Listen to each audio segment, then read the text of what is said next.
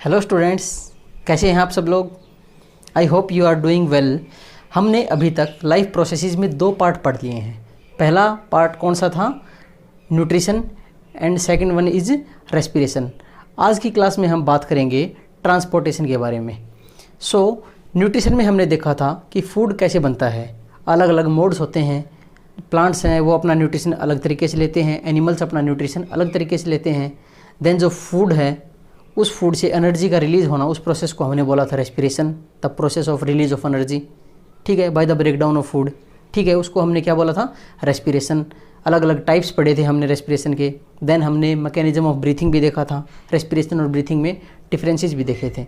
आज की क्लास में हम देखते हैं ट्रांसपोर्टेशन मैकेनिज्म्स के बारे में। ट्रांसपोर्टेशन क्या होता है बेसिकली? सबसे पहले तो आप ये समझिए कि जो चीज़ हमने खाई है, मान लो हमने बोलस खाया है, फूड पार्टिकल जो सलाइवा के साथ मिक्स होता है उसको हम बोलते हैं bolus. The food mixes with the saliva, it is known as bolus. अब वो बोलस है वो क्या करेगा? वो जाता है esophagus, then stomach and then small intestine, वो आगे तक पास होता है। ठीक है, तो उसके लिए एक ट्रांसपोर्टेशन मैकेनिज्म की ज़रूरत पड़ती है, एक ट्रांसपोर्टेशन मीडियम की ज़रूरत पड़ती है। वो हम डिस्कस करेंगे। सबसे पहले हम डेफिनेशन देखते हैं कि what is the definition of A transportation. Transportation क्या होती है? एक लाइफ प्रोसेस है, आप जानते हैं। Then in which a substance absorbed और सिंथेसाइज्ड, जहाँ पे कोई सब्सटेंस का अब्जॉर्प्शन हुआ है या फिर कोई सब्सटेंस बना है in one part of the body, एक पार्ट में, उसको हमें ट्रांसपोर्ट करना है another part of a body. Synthesized in one part of the body is moved to other part of the body. Clear है? एक लाइफ प्रोसेस है जिसमें कोई सब्सटेंस बना है, it is moved to one part of the body to another part of the body. एक part से दूसरे पार्ट तक जो फूड बना है या कुछ भी मटेरियल है उसको ट्रांसपोर्ट करवाना ही ट्रांसपोर्टेशन कहलाता है। ठीक है। देन यूनिसेलुलर ऑर्गेनिजम्स क्या होते हैं? जिनमें सिर्फ एक सेल होती है, आपको पता है अच्छे से। अमीबा है, पैरामीशियम है, यूग्लिना है, ये सब यूनिसेलुलर ऑर्गेनिजम्स होते हैं। इनमें क्या होगा? सिर्फ एक ही सेल होती है और सारी एक्टिविटीज़ जो बॉडी की, डाइजेशन, रेस्पिरेशन, सर्कुलेशन या ट्रांसपोर्टेशन जिसको बोलते हैं, एक्सक्रीशन, वो सारा एक ही सेल परफॉर्म करती है। इनके अंदर कोई स्पेसिफिक डाइजेस्टिव ऑर्गन या फिर रेस्पिरेटरी ऑर्गन या सर्कुलेटरी ऑर्गन्स प्रेजेंट नहीं होते, सिर्फ एक ही सेल होगी। वहाँ पे digestion. Cytoplasmic streaming, unicellular organisms के अंदर जो ट्रांसपोर्टेशन होता है वो कैसे होता है? Cytoplasmic streaming. अब साइटोप्लाज्मिक स्ट्रीमिंग क्या होती है? आप ये बोल सकते हैं कि मोमेंट ऑफ फ्लूइड, और फ्लूइड क्या होता है? Basically cytoplasm. तो साइटोप्लाज्म की जो मूवमेंट है उसको हम बोलते हैं साइटोप्लाज्मिक स्ट्रीमिंग। ठीक है। देन जैसे जैसे एडवांस्ड फॉर्म बढ़ती जाएंगी, in advanced form like few celled algae, protozoa, sponges etcetera, यहाँ पे जो अपटेक ऑफ मटेरियल्स है, occurs through general body surface. थोड़ी सी एडवांस्ड फॉर्म होंगी तो वहाँ अपटेक कैसे होगा? जनरल बॉडी सरफेस की हेल्प से होगा। And transportation within the cells is by diffusion. Cells के अंदर जो ट्रांसपोर्टेशन होगा वो डिफ्यूजन की हेल्प से होगा। देखो क्या ध्यान रखना है आपको कि यूनिसेलुलर ऑर्गेनिजम्स में क्या होता है? बेसिकली साइटोप्लाज्मिक स्ट्रीमिंग की हेल्प से वो ट्रांसपोर्टेशन मैकेनिज्म शो करते हैं। ठीक है। जैसे जैसे थोड़ा एडवांस्ड फॉर्म होगी तो वहाँ क्या होगा? जनरल बॉडी सरफेस से ट्रांसपोर्टेशन होता है। और transportation within cells, cell के अंदर ट्रांसपोर्टेशन कैसे होगा? डिफ्यूजन की हेल्प से होता है। ठीक है। ये बात जो बच्चे एनटीएससी की तैयारी कर रहे हैं उनके लिए ज़्यादा ज़रूरी है, अदरवाइज़ ये क्वेश्चन आप स्किप कर सकते हो, ये नहीं पूछा जाता जनरली आपके बोर्ड एग्जाम्स में। अब हम बात करते हैं आगे मोर एडवांस्ड फॉर्म्स के बारे में। अब अगर हम मल्टी सेलुलर ऑर्गेनिजम्स के अंदर ट्रांसपोर्टेशन की बात करें, plants and animals are multicellular, आप जानते हो। एनिमल्स के अंदर जो ट्रांसपोर्टेशन होता है उसके लिए हम एक टर्म यूज़ करते हैं सर्कुलेशन, और प्लांट्स के लिए नॉर्मली हम जो ट्रांसपोर्टेशन है वही टर्म यूज़ करते हैं। यहाँ पे हमें 2 सिस्टम पढ़ने हैं mainly, blood circulatory system and then lymphatic system. Plants के केस में हम बात करेंगे एसेंट ऑफ सैप। अब सैप क्या होता है? वाटर, मिनरल्स, इन सब को मिला के सैप बोलते हैं। एंड द ट्रांसलोकेशन, ये भी हमें डिस्कस करना है। अब हम बात करते हैं ट्रांसपोर्टेशन इन ह्यूमन बींग्स। अब ट्रांसपोर्टेशन इन ह्यूमन बींग्स की अगर हम बात करें तो वहाँ पे बहुत सारे सब्सटेंसेस होते हैं जो ट्रांसपोर्ट किसके द्वारा किए जाते हैं, they are transported by blood. कौन कौन से सब्सटेंस होते हैं in human beings, various substances such as oxygen, carbon dioxide, digested food, hormones, excretory products etcetera. ये सब सब्सटेंस हैं जो ट्रांसपोर्ट किए जाते हैं, और ट्रांसपोर्ट कौन करता है, ब्लड जो है वो ट्रांसपोर्ट करता है। ये चीज़ आप ध्यान रखेंगे।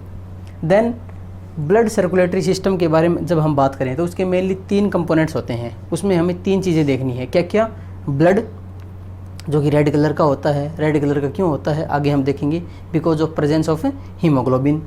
देन ब्लड वेसल्स, एंड उसके बाद हम बात करेंगे हार्ट की। ठीक है,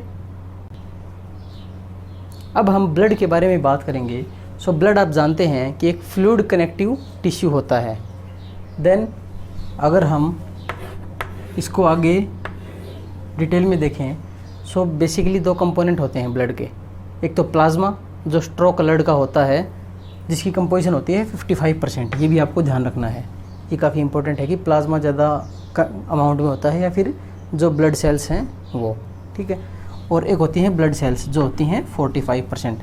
अब प्लाज्मा जो है उसमें मेनली वाटर होता है। Plasma contains approx 90% water, and rest जो बच गए वो लेस देन 10% हम बोल सकते हैं प्रोटीन्स होते हैं। अगर ब्लड सेल्स की बात करें, सो RBCs, WBCs एंड प्लेटलेट्स, ये क्या होते हैं, ब्लड सेल्स होते हैं। RBC मतलब रेड ब्लड सेल्स या कॉर्पसल्स जिनको बोलते हैं, जिसका दूसरा नाम एरिथ्रोसाइट्स भी होता है। देन WBCs जिनको हम ल्यूकोसाइट्स बोलते हैं, white blood cells, and platelets जिनको हम बोलते हैं थ्रोम्बोसाइट्स। अब हम डिटेल में इनके बारे में देखते हैं। सबसे पहले हम बात करते हैं RBCs के बारे में। RBCs यानी कि red blood cells, red blood corpuscles या फिर एरिथ्रोसाइट्स भी बोलते हैं। सो रेड ब्लड सेल क्यों बोला, क्योंकि रेड कलर की होती हैं। अब रेड कलर का इसमें क्या होता है, so they are red in colour due to presence of haemoglobin. ठीक है, और वो हीमोग्लोबिन क्या करेगा, ऑक्सीजन के साथ बाइंड करेगा। ठीक है, और ट्रांसपोर्ट करता है उसको throughout the body parts. ठीक है, then each RBC is circular होती है, बाई कनकेव होती है, एंड ई न्यूक्लिएटेड। ये आप ध्यान रखना, विदाउट न्यूक्लियस। जो मैच्योर RBCs होती हैं they are devoid of nucleus. Devoid of का मतलब है न्यूक्लियस वहाँ पे अब्सेंट होता है। Then transport respiratory gases, O2 CO2 जो है उनका ट्रांसपोर्ट भी RBCs ही करती हैं, और बेसिकली अगर और डिटेल में जाना चाहें तो हीमोग्लोबिन करता है। ठीक है, देन अगर नंबर की बात की जाए, सो अप्रोक्स 5 मिलियन पर मिलीमीटर क्यूब ऑफ ब्लड जो है इनका नंबर होता है। ये आपको अगर ध्यान ना भी रहे तो भी कोई बात नहीं, क्योंकि ये हायर क्लासेस में पढ़ाई जाती है ये बात। जो बच्चे तैयारी करते हैं NTSC वगैरह की, सो उनको ये चीज़ ध्यान रखनी पड़ेगी। ठीक है, देन लाइफ स्पैन जो होता है RBCs का वो होता है 120 डेज़ का। ये क्वेश्चन भी काफ़ी इंपॉर्टेंट है, what is the life span of RBCs। इसका मतलब ये नहीं है कि अगर RBC एक बार बन गई तो वो 120 दिन के बाद ही बनेगी, ऐसा नहीं होता है। वो कंटिन्यूसली जो है वो बनती रहती हैं। ठीक है, अब हम बात करते हैं WBCs के बारे में। सो WBC stands for white blood cells या वाइट ब्लड कॉर्पसल्स। इनको हम ल्यूकोसाइट्स भी कहते हैं। अब वाइट क्यों कहते हैं, because they are devoid of hemoglobin. यहाँ पे हीमोग्लोबिन पिगमेंट जो है वो अब्सेंट होता है। जो रेड कलर का पिगमेंट है वो अब्सेंट होगा। अगर वो अब्सेंट होगा तो ये वाइट कलर की होती हैं। ठीक है, सो 2 कैटेगरीज में डिवाइड करते हैं हम इनको, ग्रेनुलोसाइट्स एंड एग्रेनुलोसाइट्स। ग्रेनुलोसाइट्स का मतलब होता है जिसके अंदर ऐसी सेल्स जहाँ पे ग्रेनुल्स प्रेजेंट होते हों, छोटे छोटे ग्रेनुल्स की फॉर्म में, और एग्रेनुलोसाइट्स जहाँ पे ग्रेनुल्स प्रेजेंट नहीं होते हों। सो यहाँ पे हम 3 कैटेगरी देखते हैं, न्यूट्रोफिल्स, इओसिनोफिल्स, बेसोफिल्स। कौन कौन सी हैं, न्यूट्रोफिल, इओसिनोफिल, बेसोफिल। सबसे ज़्यादा जो कंसंट्रेशन होती है वो होती है न्यूट्रोफिल्स की, 60 to 70% होती है। और इनका काम क्या होता है, दे हेल्प इन फैगोसाइटोसिस, मतलब जो पैथोजेंस वगैरह हैं उनको किल करने में हेल्प करती है। पैथोजेंस क्या होते हैं, अब जो हमें अटैक करते हैं हमारी बॉडी के ऊपर, ऐसे जो ऑर्गेनिजम्स जो हमारी बॉडी के ऊपर अटैक करते हैं उनको बोलते हैं पैथोजेंस। देन इओसिनोफिल्स वो होते हैं 2 से 3% उसकी कंपोजिशन होती है, and it produce anti toxins. Anti toxins क्या मतलब कि एलर्जी के टाइम पे ये हमें बचाती है, प्रोटेक्ट करती है। देन बेसोफिल्स हैं, वो कुछ केमिकल्स रिलीज़ करती है। ए ग्रेनुलोसाइट्स में दो टाइप की, लिम्फोसाइट और मोनोसाइट्स। मोनोसाइट का काम भी वही फैगोसाइटोसिस का होता है। एंड देन लिम्फोसाइट्स जो होती हैं वो हमें इम्यूनिटी प्रोवाइड करवाती हैं। इम्यूनिटी का मतलब है जो हमारी बॉडी की नेचुरल एबिलिटी है to fight against the disease causing pathogens. जो पैथोजन हमें डिजीज़ कोज करते हैं उससे लड़ने की जो क्षमता है वो कौन प्रोवाइड करवाता है? वो लिम्फोसाइट्स होती हैं। हायर क्लासेस में हम पढ़ते हैं कि दो टाइप की होती हैं लिम्फोसाइट्स भी, बी लिम्फोसाइट और T lymphocytes. B lymphocytes antibody बनाती है आगे चल के, लेकिन टी लिम्फोसाइट क्या करती है? एंटीबॉडी नहीं बनाती, लेकिन वो बी लिम्फोसाइट की हेल्प करती है एंटीबॉडी बनाने में। और वो एंटीबॉडी क्या करेगी? वो एंटीबॉडी हमें बचाती है अल्टीमेटली, कि अगर बाहर से कोई भी इंसेक्ट, कोई भी पैथोजन आ गया, कोई डिजीज़ कोजिंग ऑर्गेनिज्म आ गया हमारी बॉडी में, सो हमें वो बचाएगी। क्लियर है? सो ये ध्यान ना भी रहे तो कई बार एक नंबर में बोर्ड एग्जाम के आपसे ये क्वेश्चन पूछ लेते हैं कि what is the function of leukocytes. So leukocytes का बेसिकली हम ये बोल सकते हैं कि फैगोसिटिक इन नेचर होते हैं और हमें प्रोटेक्ट करते हैं, इम्यूनिटी प्रोवाइड भी करवाते हैं। ये सब हम बोल सकते हैं। अब हम बात करते हैं जो प्लेटलेट्स हैं उनके बारे में, जिनको हम थ्रोम्बोसाइट्स भी बोलते हैं। सो प्लेटलेट्स या फिर थ्रोम्बोसाइट्स। सो प्लेटलेट्स क्या होती हैं? आपने देखा होगा कि जब आपको कहीं कट लग जाता है, जब ब्लड निकलने लगता है उस पॉइंट से, सो कुछ टाइम के बाद में, कुछ मिनट के बाद में वहाँ पे एक क्लॉट बन जाता है, एक रेडिश कलर का एक क्लॉट सा बन जाता है। वो क्लॉट किसकी हेल्प से बनता है? वो कौन बनाते हैं? वो प्लेटलेट्स ही बनाते हैं। सो अगर प्लेटलेट का काउंट डिक्रीज़ हो गया, सो उससे क्या होगा कि अगर मान लो ब्लीडिंग स्टार्ट हो गई है तो फिर वो ब्लीडिंग रुकेगी ही नहीं, और it even cause the death, वो डेथ भी कर सकती है अगर प्लेटलेट काउंट डिक्रीज़ हुआ है तो। और प्लेटलेट काउंट आप जानते हो कई बार कई डिजीज़ में, जैसे डेंगू हो गया, आपके चिकनगुनिया, ये जो डिजीज़ हैं यहाँ पे प्लेटलेट काउंट जो है वो बहुत डिक्रीज चला जाता है। ठीक है? सो प्लेटलेट्स और thrombocytes they help in blood clotting. Clear है? देन ये भी आपके बोर्ड एग्जाम्स में नहीं पूछेंगे, लेकिन हायर कम्पिटिटिव एग्ज़ाम के लिए इंपॉर्टेंट है। Mechanism of clotting. जो बच्चे एनटीएससी की तैयारी कर रहे हैं वो इसको पढ़ेंगे, अदरवाइज़ बाकी इसको स्किप कर सकते हैं। सबसे पहले आप देखेंगे mechanism of clotting. So blood clot क्या होता है? ब्लड के अंदर क्लॉट कैसे बना? सो हम बोलेंगे इंजर्ड टिश्यू, जो टिश्यू इंजर्ड हुआ है, जहाँ पे इंजरी हुई है वो, plus blood platelets they release thromboplastin, एक केमिकल रिलीज करते हैं जिसको बोलते हैं थ्रोम्बोप्लास्टिन। वो थ्रोम्बोप्लास्टिन क्या करेगा? प्रोथ्रोम्बिन को थ्रोम्बिन फॉर्म में कन्वर्ट कर देगा। ठीक है? और ये थ्रोम्बिन क्या करेगा देन? ये फाइब्रिनोजन को फाइब्रिन में कन्वर्ट कर देता है। अब इससे क्या होगा? ये जो फाइब्रिन है डेड WBCs के साथ में मिलके ब्लड क्लॉट की फॉर्मेशन कर लेता है। देखो मैंने क्या बताया कि ब्लड क्लॉट किससे मिलके बनता है? इंजर्ड टिश्यू होगा, प्लस जो ब्लड प्लेटलेट्स हैं वो क्या रिलीज़ करती हैं? थ्रोम्बोप्लास्टिन। इंजर्ड टिश्यू और ब्लड प्लेटलेट्स ने क्या रिलीज़ किया? थ्रोम्बोप्लास्टिन। वो थ्रोम्बोप्लास्टिन क्या करेगा? प्रोथ्रोम्बिन को थ्रोम्बिन में कन्वर्ट कर देगा। वो थ्रोम्बिन क्या करेगा? फाइब्रिनोजन को फाइब्रिन में कन्वर्ट कर देगा। और वो जो फाइब्रिन है वो डेड WBCs के साथ मिलके ब्लड क्लॉट बना लेता है, क्योंकि हमारा जो ब्लड है, जो RBC हैं, WBC हैं, वो बन रही है, साथ साथ डेड भी तो हो रही है ना साथ साथ में, क्योंकि WBCs का अगर हम लाइफ स्पैन देखें तो ये बोल सकते हैं कि on an average 5 to 7 days का लाइफ स्पैन होता है WBCs का। RBC के केस में हमने क्या देखा था? Life span is of 120 days. So fibrin और डेड WBC ये मिलके क्या बनाते हैं? ब्लड क्लॉट की फॉर्मेशन कर लेते हैं। एक और टर्म होता है जो इम्पोर्टेंट है आपके लिए, सीरम। सीरम क्या होता है? कई बार एग्ज़ाम में पूछ लिया जाता है। तो सीरम के बारे में हम क्या बोलेंगे कि plasma minus clotting factors. Serum क्या होगा? प्लाज्मा विदाउट क्लॉटिंग फैक्टर्स, उसको हम बोलते हैं सीरम। क्लियर है? अब हम बात करते हैं फंक्शंस ऑफ ब्लड। आपके बोर्ड एग्जाम के पॉइंट ऑफ व्यू से इम्पोर्टेंट है। हमने अभी तक क्या देखा कि ब्लड क्या करता है? ट्रांसपोर्ट करता है। किस किस का? रेस्पिरेटरी गैसेज हो गया, फूड मटेरियल हो गया, इनका ट्रांसपोर्ट। देन ट्रांसपोर्ट हार्मोन्स का, एक्सक्रीटरी प्रोडक्ट्स का। देन बॉडी टेम्परेचर को भी मेंटेन करता है, जिसको हम बोलते हैं थर्मो रेगुलेशन। उसके अलावा डिफेंस भी प्रोवाइड करता है। जो अलग अलग कंपोनेंट्स हैं वो जो डिफेंस प्रोवाइड कर रहे थे हमने अभी बात की है। Transport of food materials and respiratory gases, clear है बात, फर्स्ट फंक्शन क्लियर हुआ आपको। Then transport of hormones, excretory matter, salts etcetera, ये भी क्लियर हुआ आपको। देन हम बोलेंगे helps in maintaining body temperature, जिसको हम क्या बोलते हैं, थर्मो रेगुलेशन। थर्मो का मतलब होता है टेम्परेचर से, हीट से related. Then help in defence against infection, अभी हमने देखा था कि WBC जो पार्टिकुलरली वो डिफेंस का काम करते हैं इन्फेक्शन के अगेंस्ट। सो अब हम बात करते हैं जो सेकंड कंपोनेंट है ब्लड सर्कुलेटरी सिस्टम का, दैट इज़ ब्लड वेसल्स के बारे में। अब हमें बात करनी है ब्लड वेसल्स के बारे में। ब्लड वेसल्स, बच्चे अक्सर कंफ्यूज रहते हैं कि सर ये वेसल वर्ड क्यों यूज़ किया गया है। वेसल को आप समझ लीजिए पाइप्स की फॉर्म में।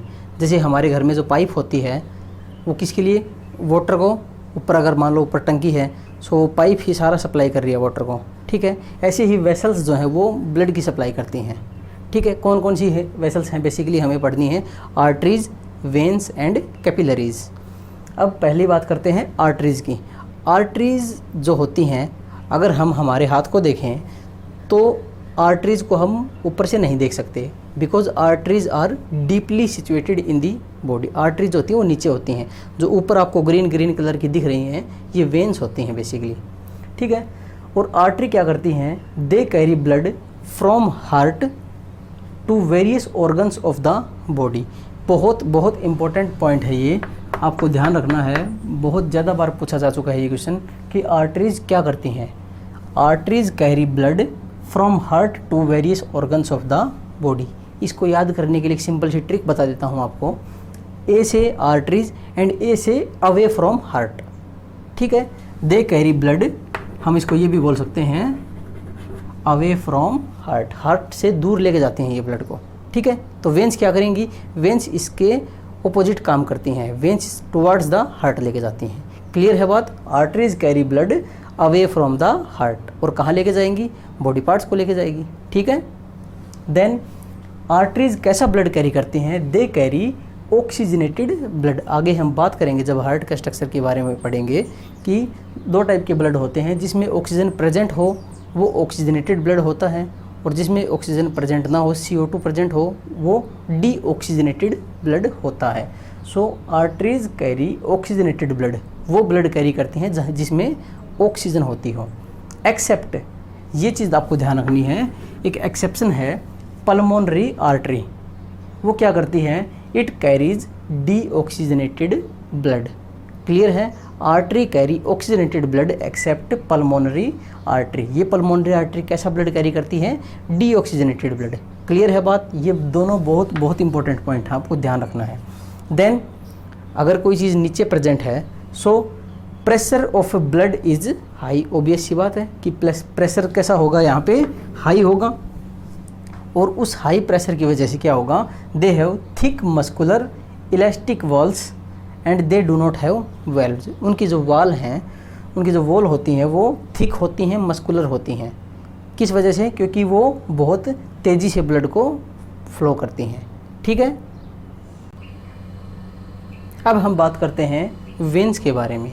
वेन्स क्या होती हैं basically, they are thin walled vessels होती हैं। आर्टरीज क्या थी, थिक वॉल्ड थी। क्यों थी थिक वॉल्ड, क्योंकि उनको प्रेशर के हाथ ब्लड को फ्लो करवाना है।